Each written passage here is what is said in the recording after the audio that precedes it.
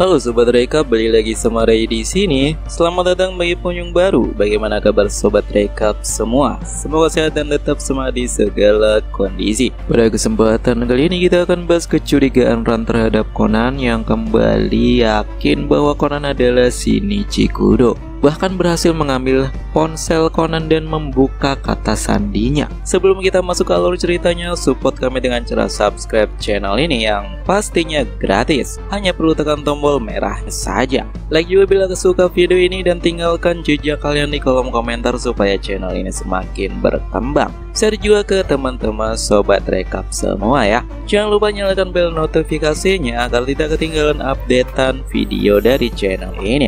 Oke, kalau sudah semua, siapkan kopi, cemilan, buat diri kalian sesantai mungkin karena cerita ini hiburan bermakna. Kita langsung aja ke TKP.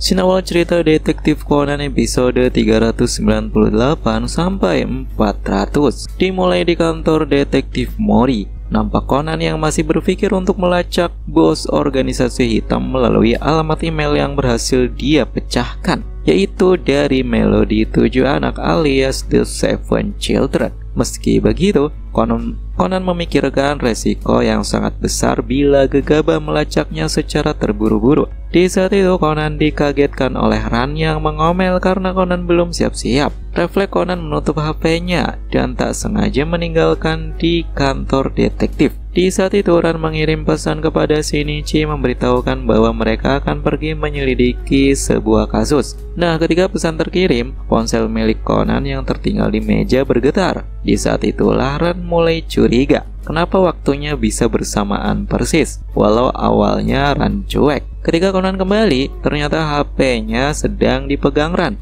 Tentu saja Conan panik dan berlagak dia mendapat pesan dari Profesor Agasa untuk mengambil rencana detektif yang sudah diperbaiki. Untungnya, Ran belum membuka ponsel Conan. Namun, Conan tahu Ran kembali curiga terhadapnya. Scene berganti. Nampak Kogoro, Ran dan Conan pergi menuju rumah klien Kogoro menggunakan mobil rentalan. Sebenarnya Kogoro sedikit kesal karena Ran dan Conan ikut serta seenaknya. Di sini Conan berkata, bukankah lebih baik pergi rame-rame dengan keluarga dan bisa membantu saat pemecahan kasus apabila Kogoro mengalami kebutuhan. Namun Ran berkata, benar juga ya, biar Conan bisa menunjukkan kemampuan layaknya detektif hebat, bukan seakan Ran menyindir Conan. Ternyata Ran berpikir bahwa Shinichi dan Conan kerjasama, saling merahasiakan sesuatu, sehingga Ran curiga Shinichi bukan sibuk dengan kasus melainkan sibuk dengan wanita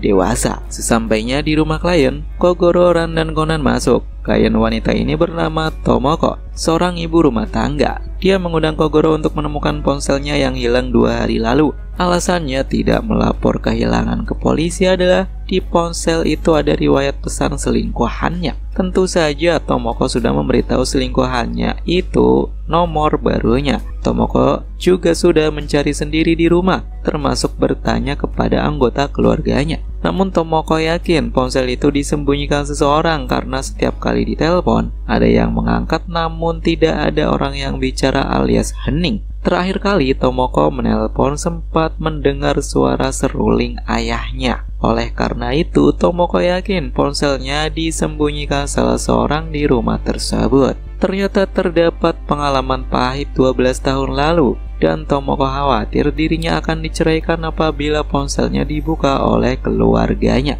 atas perbuatan perselingkuhannya itu. Kogoro pun mengerti situasi Tomoko dan memulai pencarian. Pertama, menemui ayah Tomoko yang suka main seruling. Kogoro mengaku bernama Morigoro, teman kuliah Tomoko. Kedatangannya menemui ayah Tomoko untuk izin melihat model rumah sebagai bahan penelitian. Di saat ayah Tomoko akan memainkan serulingnya, Ran disuruh Kogoro menelpon ponsel Tomoko yang hilang. Tentu saja ini tidak mudah, karena ponsel hilang itu dalam mood getar saja. Di saat yang sama, ayah Tomoko mendadak ingin ke toilet. Di sini Kogoro menganalisa bahwa ayah Tomoko tidak mungkin menyembunyikannya. Terlebih Ran berkata bahwa panggilannya diangkat lalu dimatikan. Kemudian mereka pergi ke orang kedua, yaitu Shige, seorang penulis novel. Di saat Ran menelpon ponsel Tomoko, tiba-tiba Shige dapat panggilan masuk di ponselnya yang ternyata dari editor. Kemudian mereka melanjutkan di lokasi kerja suami Tomoko yang seorang ilustrator.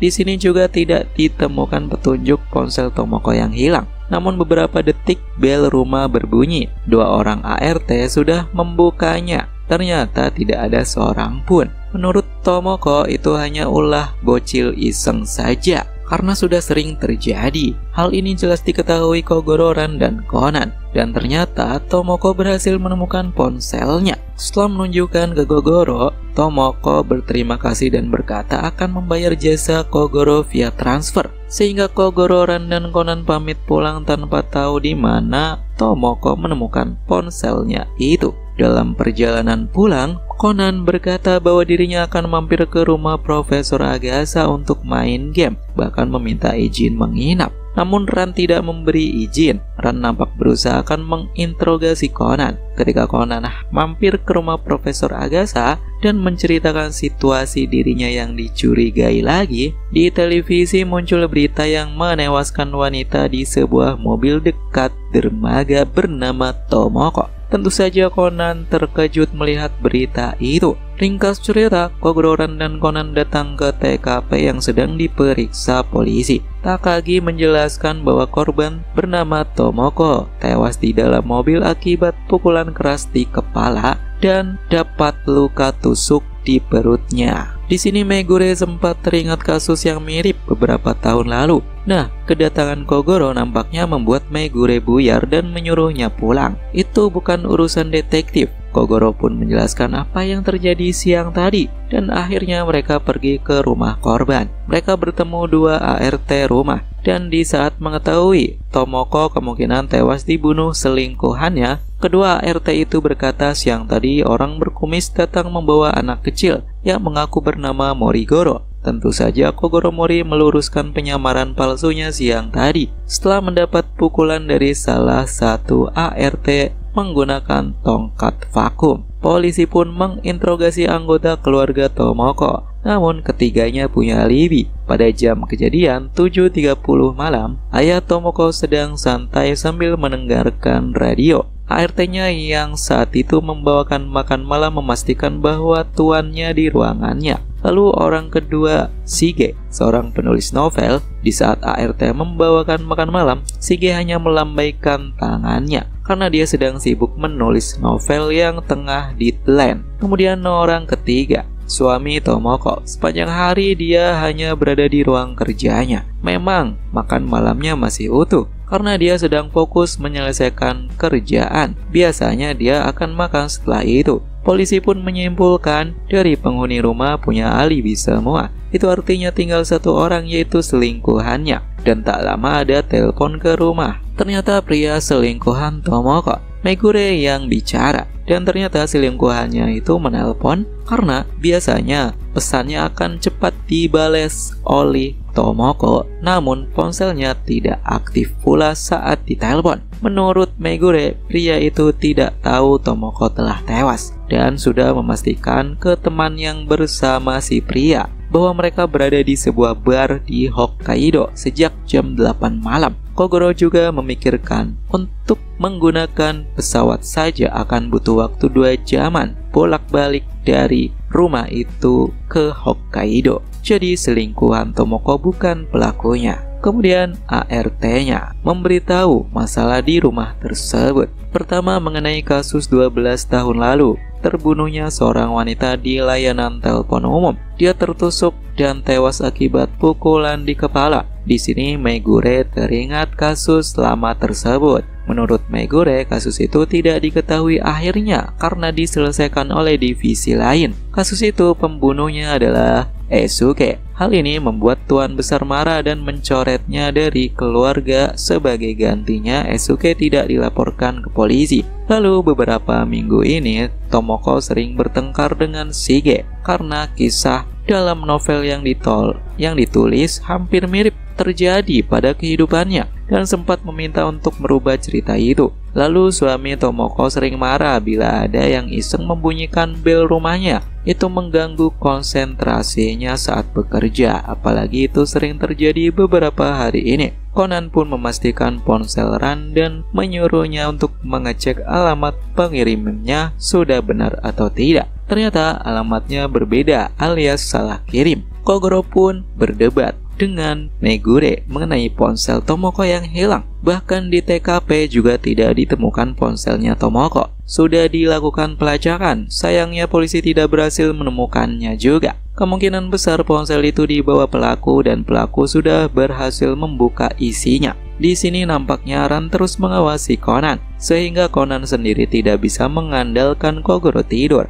Pada akhirnya Conan hanya memberikan clue kepada polisi dan Kogoro agar bisa menyelesaikan kasus sendiri. Pertama, Conan berkata, kunci ponsel itu ada 4 digit dan tentu saja butuh waktu berjam-jam bila niat membukanya berurutan dari angka 0000 sampai 9999. Dari sini Megure kembali mencurigai 3 orang rumah. Namun dia harus menemukan pelaku sebenarnya. Meskipun yang berkaitan dengan kasus 12 tahun lalu hanya ayah Tomoko, rasanya tidak mungkin Tomoko dibunuh oleh ayahnya. Sehingga Megure dan Kogoro fokus terhadap 2 orang sisanya. Di sini Conan berkata, aku lapar, pengen makan, tapi kurang berselera bila makan kare. Clue ini menjurus pada suami Tomoko yang tidak mungkin melakukan kejahatan ke istrinya di saat fokus bekerja. Orang cenderung makan saat lapar, namun terkadang juga ada yang memilih untuk selesaikan pekerjaannya terlebih dulu.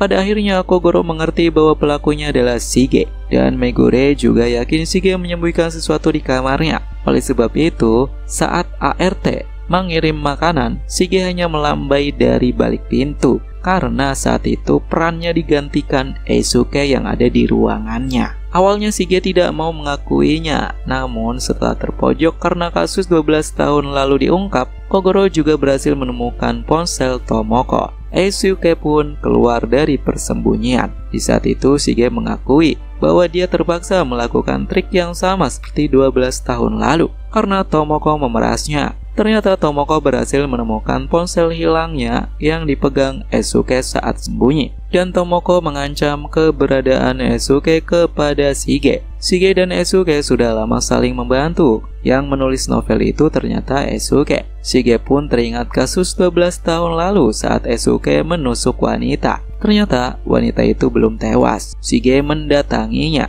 Namun wanita itu berkata bahwa dia itu hanya ingin uangnya saja. Mendengar itu, Shige memukulnya hingga tewas. Jadi kasus kali ini juga sama. Keduanya pelakunya adalah Shige. Polisi pun membawanya. Kogoro, Ran, dan Conan pun pulang. Conan nampaknya memuji Kogoro yang berhasil menyelesaikan kasus. Kogoro dengan bangga menyatakan dirinya detektif hebat. Nah, ketika Conan turun dari mobil, ponselnya tak sengaja tertinggal di kursi. Ran yang melihatnya langsung mengambil ponsel itu. Setelah Kogoro mengembalikan mobil rental, mereka makan malam, lalu tidur. Sedangkan Ran pergi ke kantor detektif secara diam-diam untuk mengecek isi ponsel Conan. Tujuannya jelas membongkar bahwa Conan adalah Shinichi. Terlebih pada kasus hari ini, Ran semakin yakin semua clue dari Conan bukan dari Shinichi yang menelpon. Oleh sebab itu, kesimpulannya hanya satu, Conan itu Shinichi. Tentu saja Ran tidak mudah membuka ponsel tersebut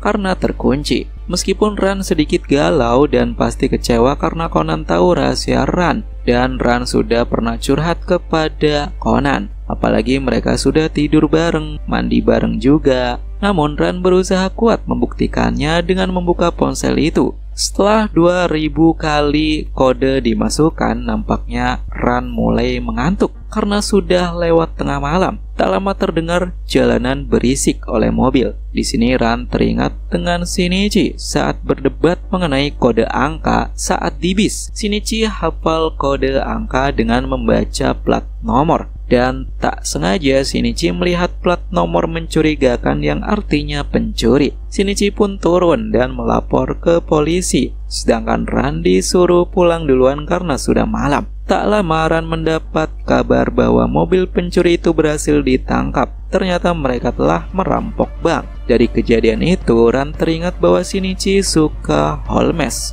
dan memasukkan angka 428, namun tetap salah. Ran pun teringat nama panjang Holmes itu Sherlock Holmes, lalu memasukkan 4869 dan ternyata kunci ponselnya berhasil terbuka. Tentunya Ran panik bercampur senang. Ternyata isi pesannya hanya dari Profesor Agatha. Tidak ada pesan dari Ran. Nampaknya Ran belum percaya. Ran pun mengirim SMS ke nomor tersebut beberapa kali, namun tidak ada satupun yang masuk. Tiba-tiba ponsel Ran berdering. Ternyata telepon dari Shinichi. Shinichi mengeluh kenapa Ran mengirim pesan kosong berkali-kali di tengah malam begitu. Di saat yang sama, Conan datang ke kantor detektif dan menanyakan ponselnya yang hilang. Conan pun melihat ponselnya dipegang Ran, dan saat memintanya, ternyata ponsel itu tidak terkunci. Conan sedikit marah dan sedikit malu beralasan bahwa ada pesan dari wanita yang dia suka di sekolahnya. Conan pun kembali ke kamarnya. Ternyata Conan sudah meminta ponsel yang persis kepada Profesor Agatha dan memindahkan datanya ke ponsel baru itu.